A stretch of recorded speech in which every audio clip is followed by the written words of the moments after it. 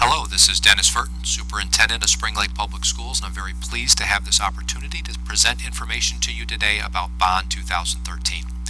Bond 2013 is the culmination of 18 months of hard work that the district has been engaged in. We've worked with community members, students, and staff in developing this plan, and we're very excited to share the results with you. As you process this information, I want you to keep two key things in mind. Number one, this is all about our students. So as you consider the information I'm about to present, I want you to apply that to your thinking. This is about the kids that come to school at Spring Lake every single day and will be doing so for the next 60 years. The second thing I want you to think about is the context. This is a very unique context in the state of Michigan, and that played a major role in some of the decisions that we've made with this bond, so I want you to keep that in mind. I will emphasize that point at various junctures. Let me begin the presentation by sharing with you information about the Choluteca Bridge in Honduras. In 1998, Hurricane Mitch struck the Central American countries, including Honduras. It knocked out 149 of the 150 bridges in Honduras. The only one left standing was the Choluteca Bridge, which you see pictured on your screen. 180-mile-per-hour winds, 6 feet of rain over 3 days, and at the end of it, the Choluteca Bridge was left standing. However, Mitch won. It moved the river. So, although the bridge was left standing, its relevance in its current context was questionable. So survival and relevance don't always go hand in hand. And we think about that relative to schooling and education when we think about the status quo. We can fortify the status quo, but when we do so, are we going to assure our relevance in the future? Things are shifting and changing in public education. What we expect from our students, the outcomes from their education have changed. So we want to not just survive the next 60 years, we want to be relevant the same way we have been for the past 60 years for our students and our community. Let me talk to you a little bit about the summary of benefits for Bond 2013. This is a slide that we're going to bring up again at the end. You can see on your screen what we're proposing to accomplish with this bond. I think all of those things are unarguable. Those are all good, positive things. They were the result of the vision planning and the needs assessment that we did. We feel like we've hit each one of those, and as you process the information and reflect back, that's the question that I would have for you is, did we achieve these goals? Have we been successful in achieving these benefits for our community? So this is a screen we'll come back to, but in advance I wanted you to see what it is we hope to achieve. So what are we proposing specifically? Well, on November 5th, we're asking our community to come to the polls and vote on a new elementary school, upgrades at the intermediate and middle school. Those would be significant upgrades at the intermediate and middle school. More minor site upgrades at the high school facility, district-wide technology, a new bus and maintenance facility, as well as furniture and buses. It's a significant proposal, obviously, that covers a lot of scope in a community like Spring Lake. So let's talk about why we're proposing these elements. First of all, plan development. We had a needs assessment done 18 months ago. We had engineers, architects, and construction management teams come through our district and analyze our facilities top to bottom. What they found was not only were our facilities lacking that 21st century learning environment that we'd like to see, but they also structurally were old and tired. We had mechanical systems that were far outdated. We had building structures, including roofs and other parts of the building envelope that needed to be repaired or replaced entirely. You can see then the trajectory that our planning process went through. We had interactive vision planning sessions that were very well attended by our community. We established design concepts, and from there we filtered them down to the proposal that we're very excited about that we're sharing with you today. That was recommended to the school board and then approved by the school board, and it has been placed on the November 5th ballot. So let's talk specifically a little bit about some of those existing conditions.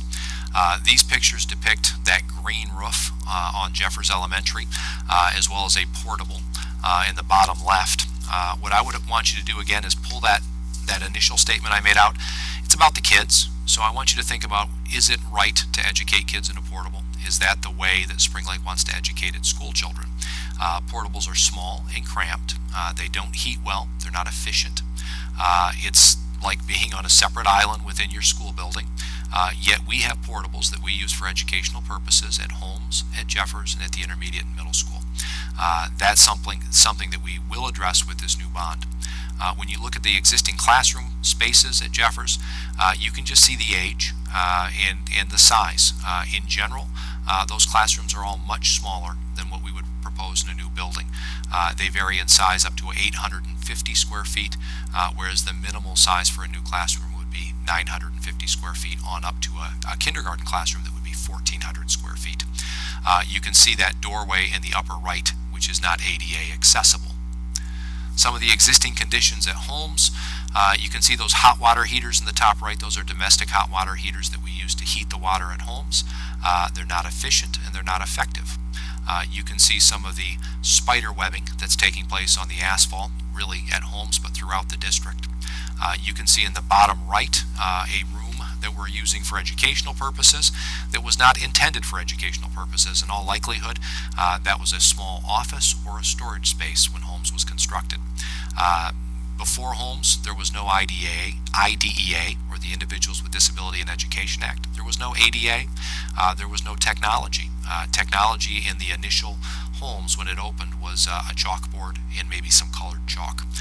Nothing more significant than that. So what we have are buildings that are well past their prime, that have reached the end of the line in terms of their usefulness as educational facilities.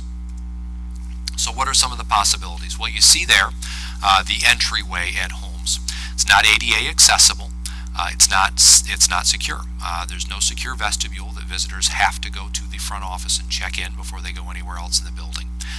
We know today better than ever before how important it is to have a safe and secure environment within our buildings. You can see on the bottom right there what a new entryway would look like in a building.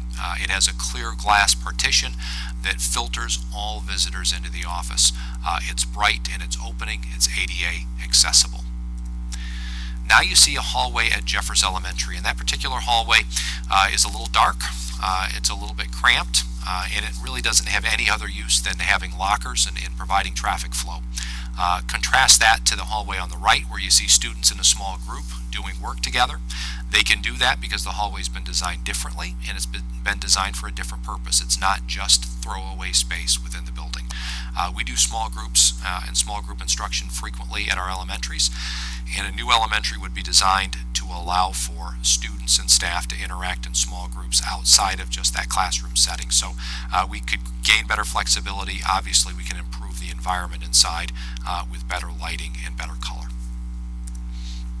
This is the existing gymnasium at Jeffers Elementary. You can see the storage that we have on the gym stage there, and then contrast that on the right to a new gym/cafeteria. You can see there's a partition that separates that space into two. Both sides can be used as a gym, but the left-hand side can also double as a cafeteria at the middle of the day.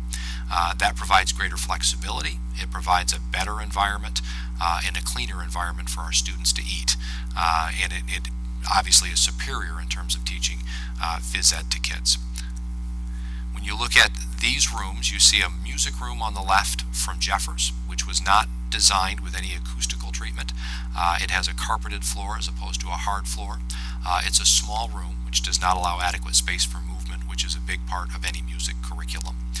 Then contrast it to the right, where you've got an area that's designated for vocal music. You've got ample space for movement and for small group where students can sit on a carpeted area.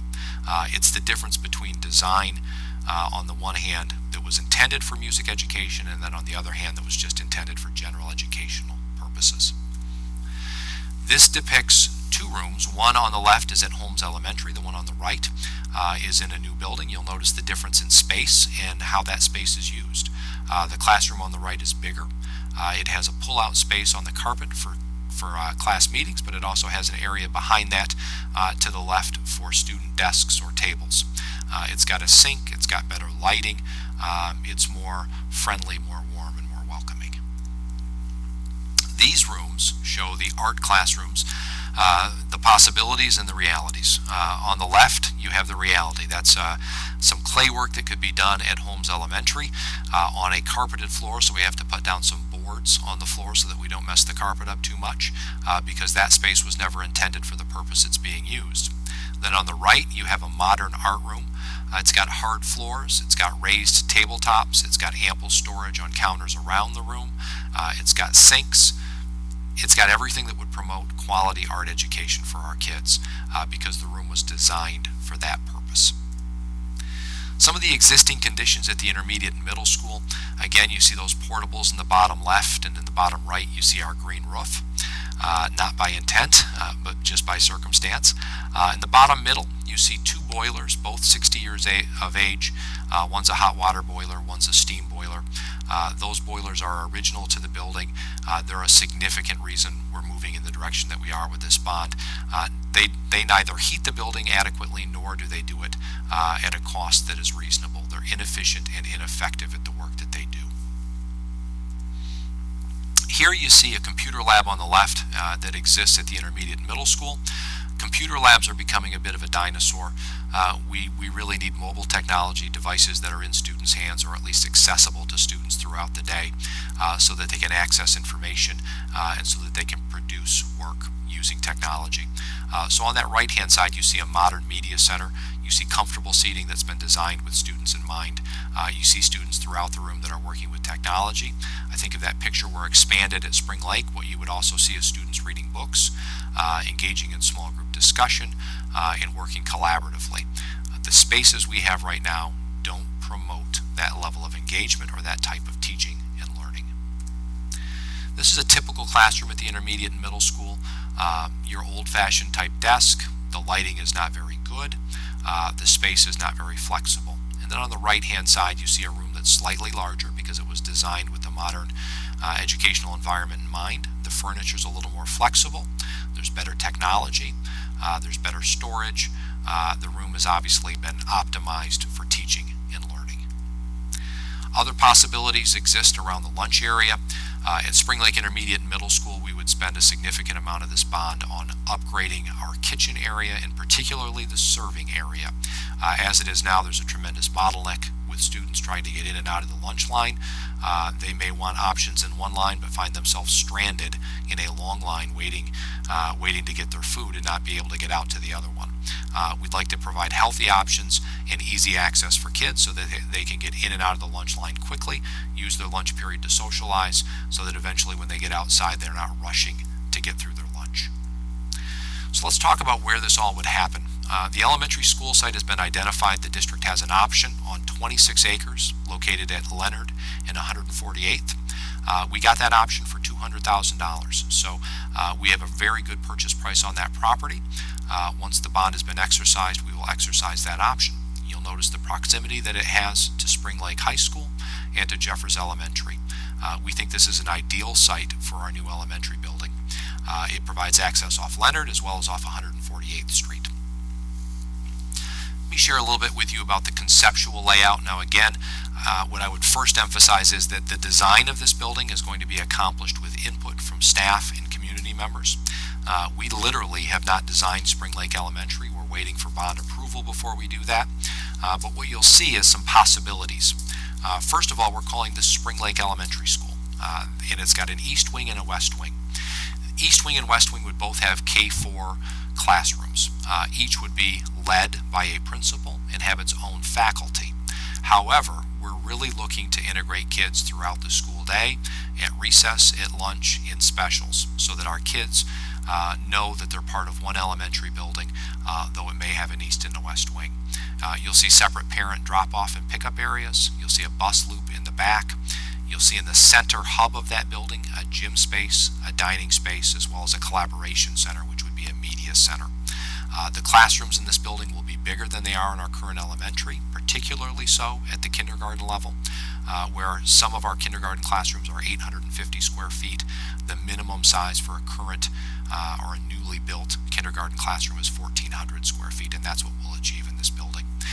We're excited to get our staff to work designing this building and putting the particulars together, maintaining that cultural feel that we have as a district, but also enhancing it with technology, with new facilities and new learning opportunities for our kids. Let's talk about the intermediate and middle school.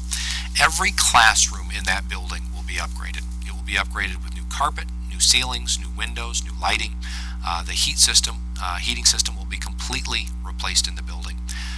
We'll have new treatments in the media center to completely reorganize and revamp that. We'll do acoustical treatments in the auditorium and the gym spaces. We'll have a safe and secure entry at the entry to the middle school and the intermediate school. This building is going to feel new. It's not going to feel brand new, but it's going to feel like it's a building that's got a new lease on life. This building in particular has great bones. It's going to last us another 40 or 50 years or more, but what it really needs in order to get there is it needs an upgrade on the interior. We need to make those learning environments similar to what we have at the high school. We need new furnishings, new technology, those sorts of things. Talk about the high school.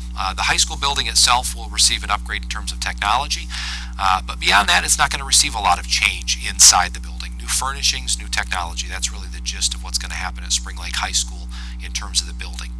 We're also going to look to add new parking. We're going to add and move the high school athletic facilities out there. When I think about this, I think about how advantageous and how wonderful it will be for our kids to have a football field and a soccer field, baseball and softball, all located in the same place. So that if I play lacrosse or I play football, I'm going to be playing at my high school. I'm going to be playing on synthetic turf. If I want to be a fan and go to a soccer game, I can also, if it's the spring, I can also go and watch a track meet. I could go watch a softball game, all at the same site, all on the same day. Those will be modern facilities, and those will be part of a new tradition for Spring Lake High School. You'll notice that we've maintained the names of those fields: Hickman Varsity Baseball Field, Grabinski Stadium for football and lacrosse, etc. We're going to maintain that tradition. We embrace that, but what we want to do is do it in a new area, in a new setting, if you will, with new facilities. Talk about the bus and maintenance facility. This is an addition that we want to do to move the congestion out of the village. When we first put that bus and maintenance facility that exists now at the intermediate and middle school, at that time, probably 90% of our students were within the village limits or within close proximity to the village. That has changed significantly over the years. Now, probably close to 90% of our students live out in the township. With that, we need to have transportation located more proximal to our population. It cuts down our costs, and it takes some of that congestion off the village streets, which slows down our bus routes and it slows down our transportation operation. Technology is a big part of this plan. In fact, it was the original driver in this plan. When you look at the technology plan that we have as a district, which is on your screen, you'll see that what we hope to do with technology is we want kids to connect on a global basis. We want innovative and creative endeavors for our students in terms of their learning. With Google and with all information literally being available at the fingertips of anybody who has access to the internet, what we're learning is that students need more experience working with that, solving problems, being part of a collaborative team, and those sorts of learning opportunities. So it's more about what you can do with the information than getting the information in today's age. So our technology plan would capitalize on that. We'd look to get student mobile devices in every kid's hands, one-to-one. We've not made device choices. Obviously, we've been looking at iPads. We've also been looking at Chromebooks, and we would look at other devices as well. We would look at devices that would optimize learning opportunities, and that may lead to us having one device choice for our elementary grades and a different device choice for our secondary grades. But again, those decisions will be made with staff input sometime after the bond is addressed by our voters. We'd also look to have teacher workstations upgraded. We'd look to have the wireless and network infrastructure in our district improved, and we would have new video surveillance systems installed for security purposes. Bus purchases are also part of this plan. A lot of people don't know that buses cost $85,000. So when you think about an $85,000 bus and you've got a fleet of over 20 of them, you can see the investment that the district has made in this infrastructure. We have 17 buses now that are over 10 years of age. Those buses are costing us on an annual basis over $90,000 in repair costs. We need to replace 10 of those buses to bring new buses into the fleet, lower our repair costs, provide the safest transportation available to our students.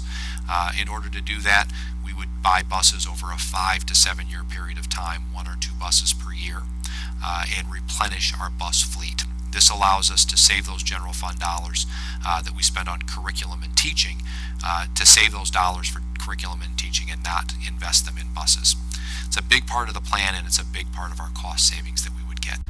I sometimes get the question when I make this presentation about why now? Why is this important at this particular time? Well, the reason goes back to our foundation allowance, at least in part.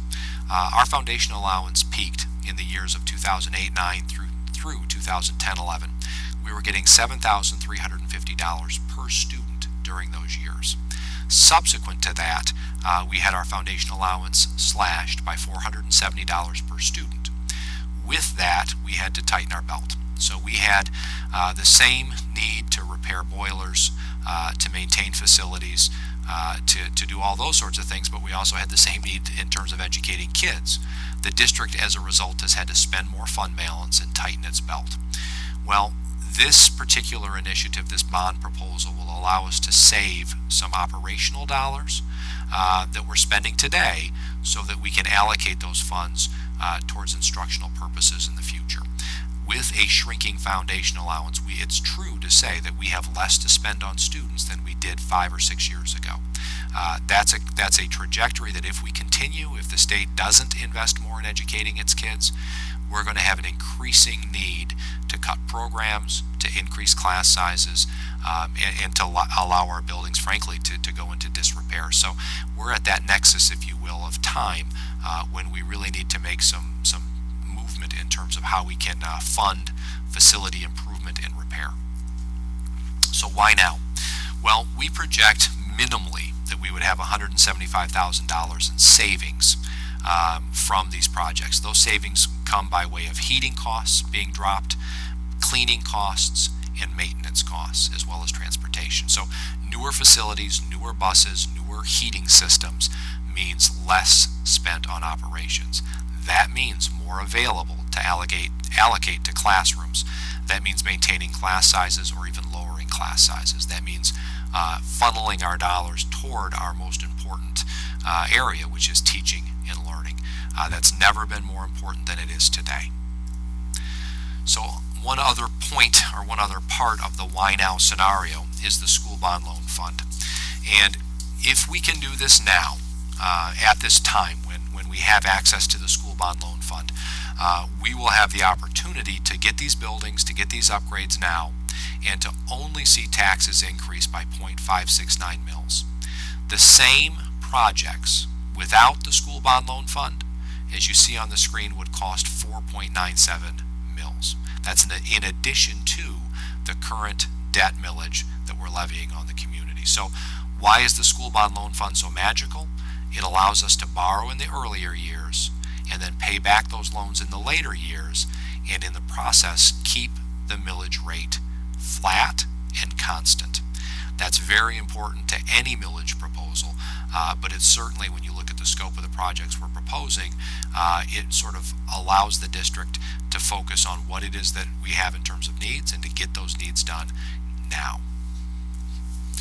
So what are the project costs? When you talk about a new elementary, those significant upgrades we're talking about at the intermediate and middle school, as well as upgrades at the high school with technology, with athletic facilities, etc., we're talking about $59.8 million. We're talking about really a very big revamping of our district. We're talking about new buildings, new access to technology, new athletic fields, etc. The price tag on that, $59.8 million. We think that's a great value for the community given the 0.569 increase in taxes. How will it impact our taxpayers? Well, when you talk about a 0.569 mil increase, you can see on this chart, if you take a home market value and assume that the taxable value is 50% of that home market value, you can see if you're a homeowner with a $200,000 home, it's going to cost you $57 per year. Now, if you go back a few slides and consider that that 4.97 mil increase, that's 8.5 times more than 0.569.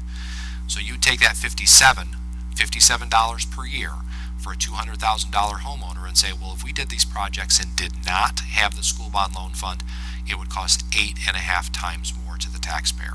That's the context, that's the timing that we're trying to capitalize on in this process. So where does our debt compare with the rest of our county, for instance? Well, when you look at debt in the county, we currently are 8th. So out of the 11 school systems in Ottawa County, we rank 8th in terms of our debt millage. We are at 6.431 today.